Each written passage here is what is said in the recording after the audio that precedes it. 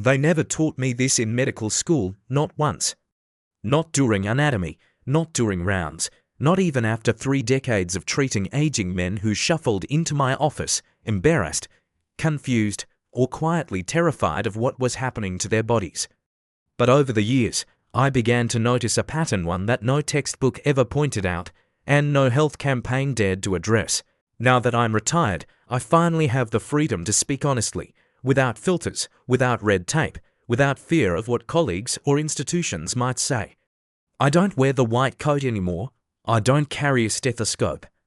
But I still have something even more valuable, the truth and the lived wisdom of a lifetime spent caring for men's health. And I need you to hear what I'm about to say, because if you're a man over 40, or you love someone who is, then this could be one of the most important conversations you'll ever have about health, aging, and dignity. Let me ask you a question. Have you ever woken up at 3 a.m. with an urgent need to urinate ... and then stood over the toilet, waiting, hoping, praying for something to happen only to feel a weak, frustrating trickle? Have you ever felt a dull ache in your lower abdomen or pelvis, one that doesn't quite go away, but you're too busy or too afraid to check it out? Have you ever wondered why no one talks about what's happening to you, or if this silent decline is just something you're supposed to accept? I've seen too many men suffer quietly, too many marriages strain, too many fathers lose their vitality not because they were lazy or careless, but because they simply didn't know how to care for the most misunderstood organ in their body, the prostate. And here's the shocking part. Many of these issues, the inflammation, the discomfort, the hormone imbalance, even the fear, could have been eased, even prevented, by something so simple, so private, that most men have been taught to ignore it, hide it, or feel ashamed about it their entire lives. I'm talking about masturbation. There, I said it, and if that made you shift in your seat or glance away for a second, good. That means we've hit a nerve. That means this is something worth talking about. Because the truth is, masturbation isn't just a sexual act. It's not something to be whispered about in locker rooms or laughed off in teenage jokes.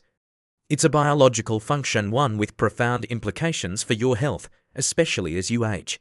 In fact, research over the last 2 decades has quietly but consistently shown that regular ejaculation can help improve circulation in the pelvic region, reduce the buildup of inflammatory fluids in the prostate, regulate key hormones like testosterone and cortisol, prevent the stagnation that contributes to prostate enlargement. But no one told you that, did they? No doctor sat you down in your 40s and said, son, if you want to keep your prostate functioning well into your 70s, here's a practice you shouldn't abandon.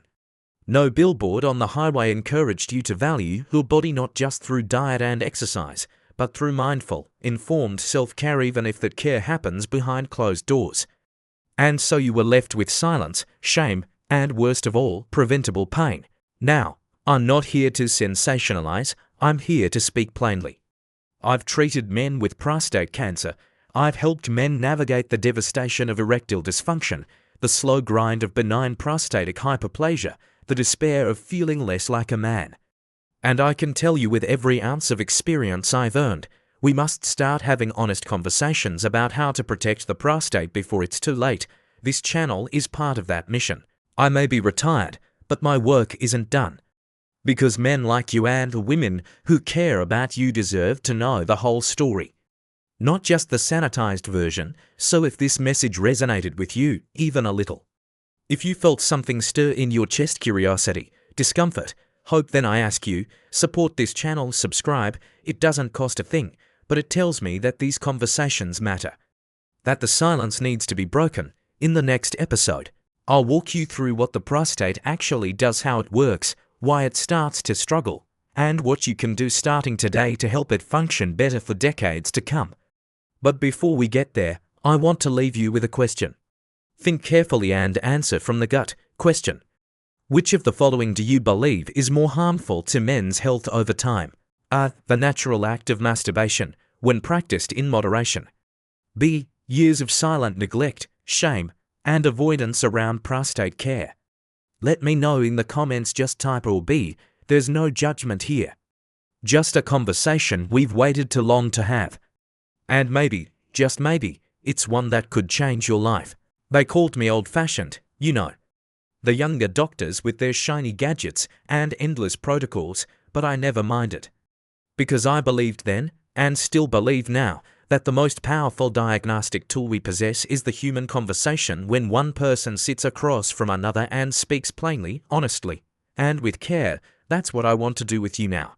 I want to talk to you about an organ that, despite being the size of a walnut, plays an outsized role in a man's health, well-being, and quality of life. Your prostate. It's not glamorous, it's not a topic most people rush to bring up at the dinner table.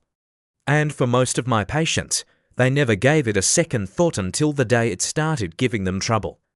In my years as a physician, I've seen what happens when men don't understand the prostate, what it is, what it does, and how it quietly supports some of the most vital systems in your body. They assume it's just down there, some vague part of the plumbing. But the truth is the prostate is more like the central command center for a man's reproductive and hormonal stability. And it's working long before you feel a single symptom. Let's strip away the mystery. The prostate is a small gland located just below the bladder and in front of the rectum. It wraps around part of the urethra, the tube that carries urine and semen out of your body. Now, its primary job is to produce a special kind of fluid. This fluid isn't just filler. It's the very substance that protects and nourishes your sperm. Without the prostate, male fertility would be near impossible, but that's only part of the story. What they don't teach enough in schools or wellness blogs is that the prostate also plays a key role in regulating hormones. It interacts with testosterone, dihydrotestosterone (DHT), and even impacts your overall balance of male to female sex hormones. Yes, men have those too. The prostate is deeply responsive to hormonal shifts, and as a result, it becomes one of the first places in the body where hormonal imbalance shows up as inflammation, swelling, or dysfunction. Now, here's where it gets serious. As men age, their prostates naturally enlarge. This isn't always dangerous, but it can lead to a host of problems. You might start to feel like you can't fully empty your bladder. You go to the bathroom more frequently, especially at night. You may even experience discomfort during ejaculation or pressure in your pelvis. These are the red flag silent signals your body sends that your prostate is struggling. Unfortunately, because these symptoms creep in gradually, many men normalize them. They laugh about it with friends. They say things like, "Guess this is what getting old feels like." But behind the humor, there's often quiet frustration, fear, even shame. I wish I could tell you how many times I sat across from men in their 60s or 70s who said, "Doctor, I thought this was normal. I didn't know I could do anything about it." That's the tragedy. We mistake what's common for what's unavoidable. But here's the good news. Just because prostate changes are common doesn't mean you're powerless. In fact, the earlier you begin supporting your prostate, understanding it, respecting it, the better chance you have at preserving your independence, your vitality, and yes, your manhood. Let me be even more blunt. Your prostate is not just a sex gland. It is a biological barometer, an early warning system for how well your body is aging, adapting, and healing. And unlike your liver or kidneys, which can be silent until failure, the prostate sends signals early. The question is, will you listen? One of the most overlooked aspects of prostate health is circulation. As men age, pelvic blood flow diminishes. Less blood means less oxygen, less nutrient delivery, and slower tissue regeneration. The prostate, like any other organ, needs nourishment. It needs movement. It needs attention. That's why later in this series, we'll talk about natural ways to stimulate circulation, release built-up fluids, and reduce congestion without drugs, without surgeries, and without shame. But for now, I want you to make a simple mental shift. Stop treating your prostate like a burden or a ticking time bomb. Start seeing it as an alive, hard-working organ that's been showing up for you every single day of your life, often without thanks or recognition. Because here's the truth I've learned over decades of practice. The men who understand their bodies, not fear them, not ignore them, but understand them, those are the men who age with power, grace, and confidence. So take this knowledge seriously. You wouldn't neglect your heart. You wouldn't ignore chest pain or shortness of breath. Don't ignore your prostate either. It's not a joke. It's not a punchline. It's a part of you, an essential one, and it's time we started treating it with the respect it deserves. In the next part, we're going to dive into the science behind a particular practice, one that's natural, free, and incredibly effective at keeping your prostate healthy: masturbation. I know, the word still makes some people squirm, but the science doesn't lie. And once you understand how this simple act can enhance blood flow, balance hormones, and reduce inflammation, you'll see it in a whole new light.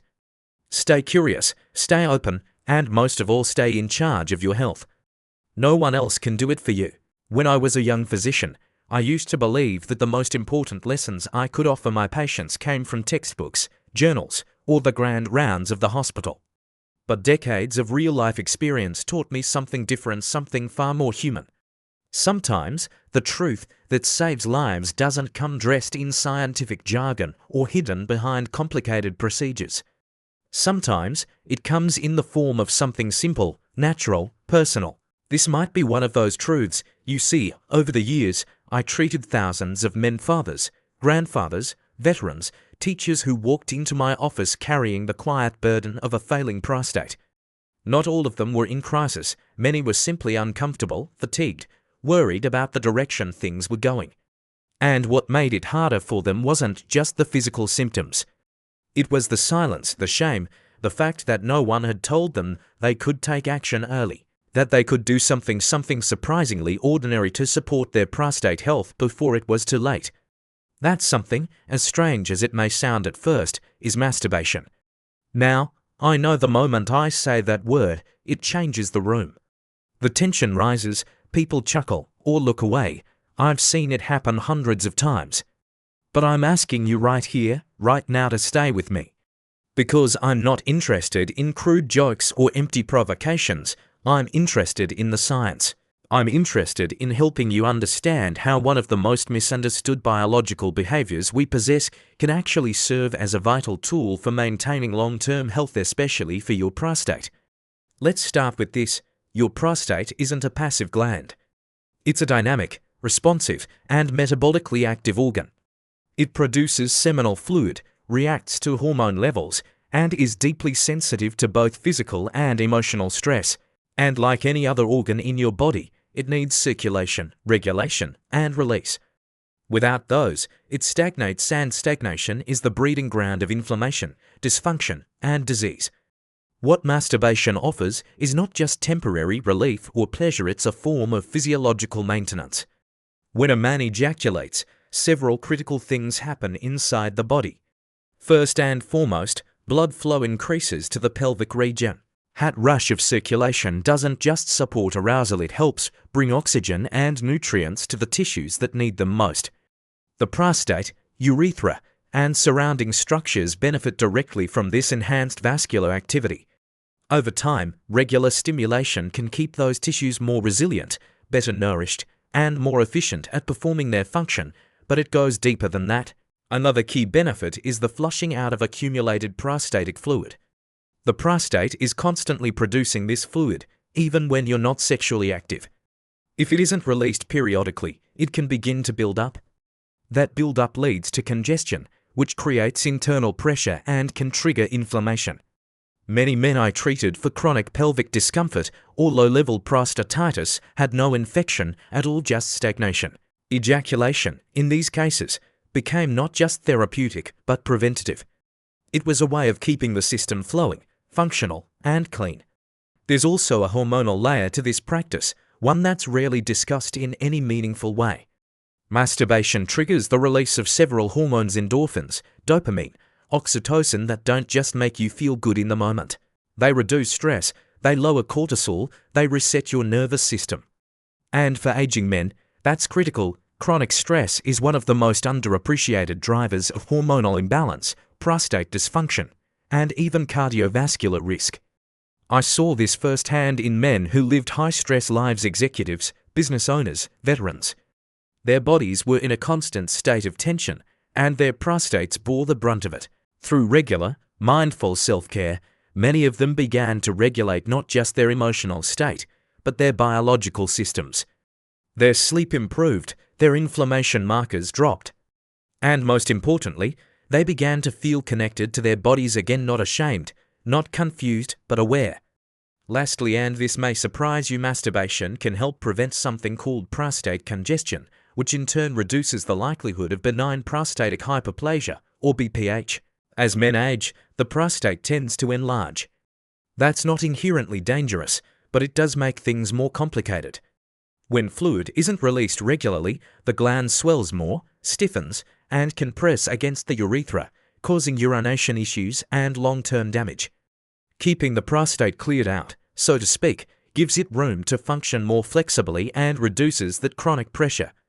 Now, I'm not suggesting that masturbation is a magic bullet, nor am I advocating for compulsive behavior or avoidance of intimacy.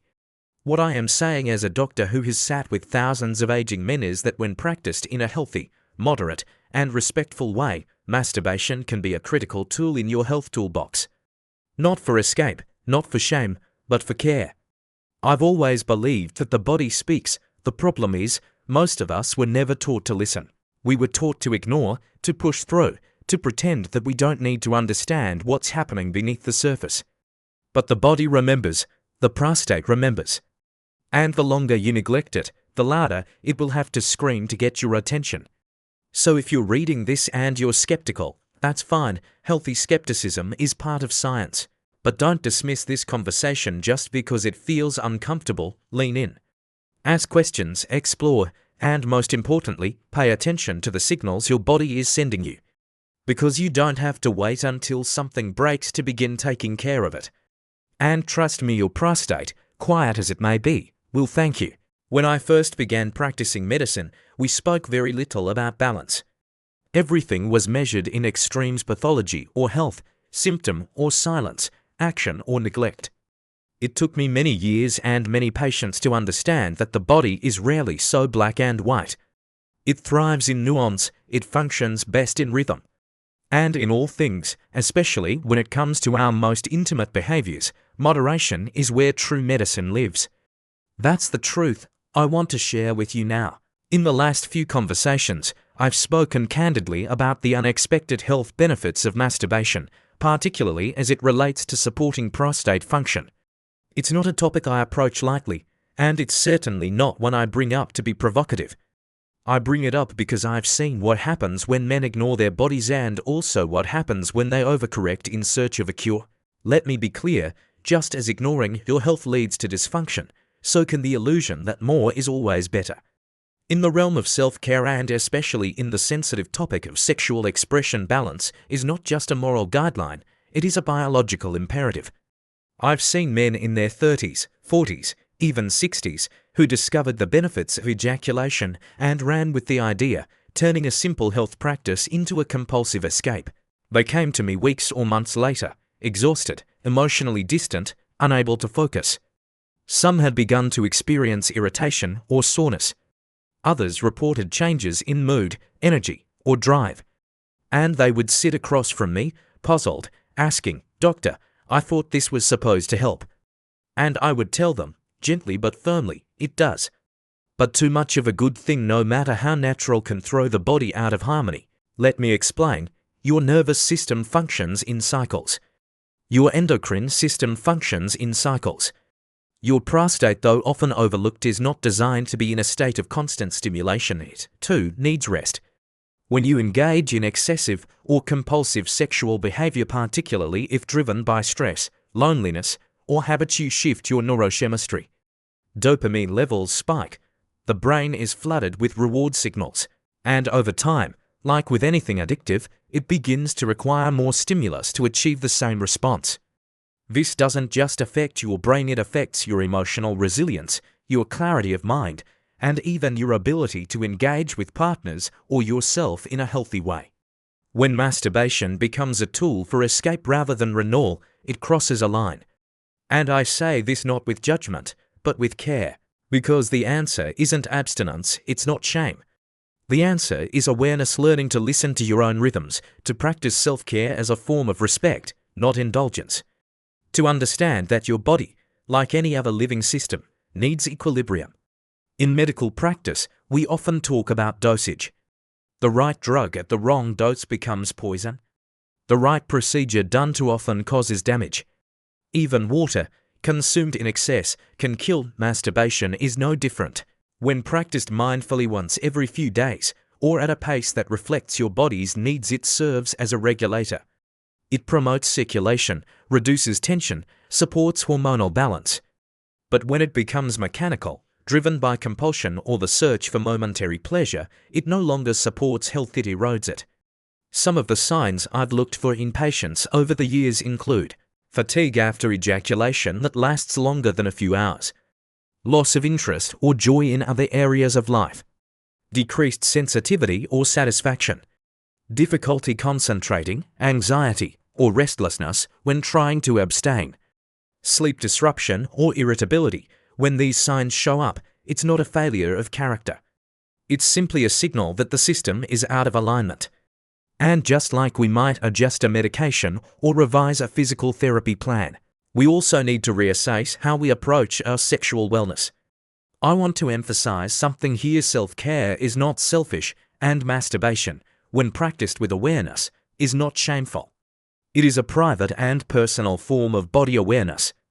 But we must reclaim it from both the shadows of stigma and the trap of excess. Think of it like tending a garden. Too much water drowns the roots. Too little and the soil cracks with thirst. You don't need to flood the system, you need to sustain it.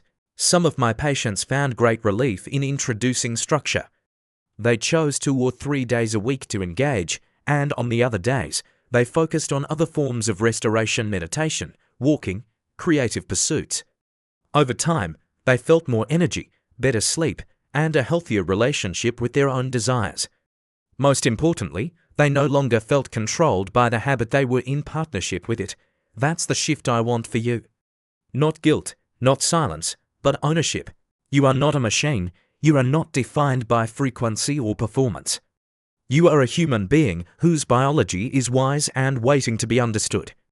And if you treat your body as a partner rather than a problem, you will begin to feel the return of something most men lose as they age: trust in themselves. Moderation is not about denial, it is about power. It is about choosing rather than reacting, and it is the foundation for any health practice that is meant to last. So if you're considering how to integrate self-care into your prostate health strategy, I urge you to do so with compassion, with intelligence, with rhythm. Don't make it a chore, don't make it a crutch. Make it a conversation with yourself, one grounded in kindness, curiosity, and balance. Because that, in the end, is the medicine that matters most. When I look back at my career, the hospital halls, the clinic chairs, the quiet conversations behind closed doors, what stays with me most are not the charts or the diagnoses, but the men. The faces, the stories, the regret in the eyes of a man who wished he had acted sooner. The relief of another who had taken small steps early and avoided years of discomfort. And the heartbreaking realization that so much of what we suffer isn't because we are broken. It's because we weren't taught how to care for ourselves with wisdom. I've spent the last few chapters of this conversation speaking to you not just as a physician, but as a man who's seen what's possible when we begin to reclaim ownership over our health. Today, I want to help you take that next step. Not just understanding your body, not just becoming aware of its signals, but acting thoughtfully, consistently, with purpose. Because knowledge without action changes nothing. And the good news is, you don't need a medical degree, expensive supplements, or a gym membership to begin changing your future. What you need are simple, intentional choices, habits grounded in biology, not hype. You don't need to be perfect. You need to be engaged. So where do we begin? First, I encourage you to establish a rhythm. Your body, like nature, thrives on cycles. We've discussed how regular, moderate ejaculation supports prostate health, but now you must choose a schedule that honors your energy and needs. Maybe it's once every 3 days, maybe once a week. The goal isn't frequency for its own sake, it's consistency. It's about staying connected to your body's messages and releasing pressure before it becomes stagnation. Second, support your body's natural healing systems. Hydration is key. Water helps flush out the toxins and metabolic waste your prostate works hard to eliminate.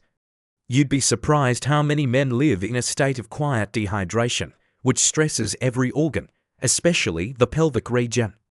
Drink enough and move enough. Gentle movement, walking, stretching, pelvic floor exercises can make a world of difference in maintaining circulation.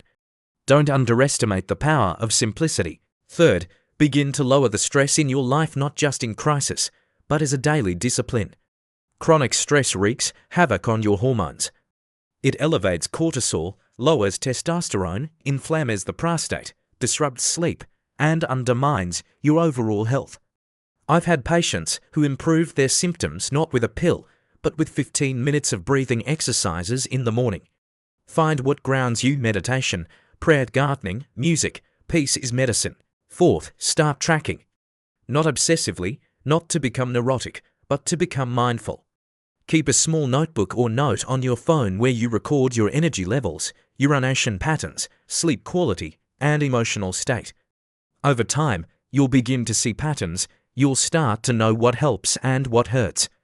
And you'll develop the most valuable skill any patient can have: intuition. Fifth, talk. That's right, talk. With a doctor you trust, with a friend, with your partner. The silence around men's health is one of the most dangerous diseases I've encountered in my career.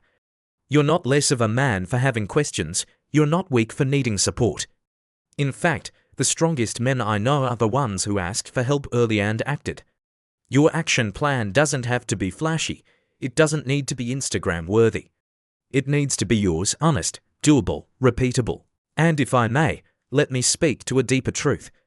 When we begin to care for our bodies not just out of fear, but out of respect, we change how we show up in the world.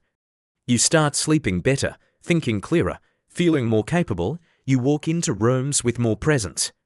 You stop bracing for the next health scare and start living with a sense of ownership. This isn't about avoiding disease, it's about cultivating strength, clarity, dignity. And I say that word deliberately, dignity, because so much of what men lose as they age isn't just muscle or libido or energy. They lose that quiet confidence that comes from feeling whole. But I believe with all my heart that can be restored. You can live the next decade of your life with more vitality than the last. Not by doing more, but by doing the right things. Small choices, consistently, with love. I've seen it happen. I've walked with men through it. And now I'm offering you the same opportunity. As we close this series, I want to thank you for your time, your openness, your willingness to hear what most never say out loud. If this message resonated with you, please support this channel, subscribe, leave a comment, share it with someone you love. These conversations need to reach more men because they could be the difference between a quiet decline and a confident, healthy future. And before you go, let me leave you with one final reflection. If you had to choose between living another 10 years quietly struggling with your health or living 5 years full of energy, clarity, connection, and strength, which would you choose? What if I told you it doesn't have to be either or? What if, by starting today with small steps, you could have both? It begins with you, it begins now. And it begins with the simplest truth I've ever learned as a doctor. Your health doesn't belong to fate, it belongs to you. As I sit here, years removed from the white coat and long hospital shifts, I realize that perhaps the most meaningful work I've ever done isn't behind a desk or inside a clinic, but right here speaking to you, openly, honestly, human to human. Over the course of these conversations, we've explored a topic that few dare to touch. We've talked about the prostate not as a problem, but as a part of you that deserves care, attention, and respect. We've challenged taboos. We've looked at science not as a cold authority, but as a compass guiding you back to your own body. And most of all, we've told the truth, something men are rarely given the space to hear. So, what do we walk away with? First, we understand that prostate health is not just a medical issue, it is deeply personal. It affects how we sleep, how we connect, how we carry ourselves in the world. The discomfort that begins in silence often echoes into other parts of life, our energy, our confidence, even our relationships.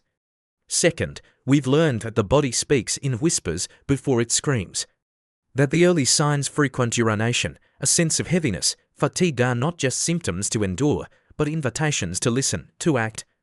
And third, perhaps most powerfully, we've seen that solutions don't always lie in pills or procedures. Sometimes they lie in simple, natural acts of self-awareness, in respecting your body's rhythm. in embracing practices like masturbation not with shame or secrecy, but with understanding and moderation. What I hope you take from all this is a mindset shift, that caring for your prostate isn't something you do out of fear, but out of dignity. It's not about fixing what's broken, it's about maintaining what is still very much alive within you. The lesson, then, is simple yet profound. The quality of your aging is determined not by your genes alone, but by your daily choices. The small, often overlooked habits, how you breathe, how you move, how you rest, how you release tension, are not minor. They are the foundation of long-term wellness. We live in a time where people are quick to reach for external solutions, but I invite you to look inward, start small, reconnect with your body, treat it with kindness, curiosity, and consistency. Your prostate will thank you, your mind will thank you. Your family, your future self, they will thank you. And now, as a man who's lived a long life and seen both the suffering of neglect and the triumph of self-care, ask you to apply this lesson in your own life. Don't wait until something hurts. Don't wait until it's bad enough. The best time to care for yourself is before you need a doctor. Because the most powerful medicine is not what I give you, it's what you give yourself. Now, let me ask you a simple question.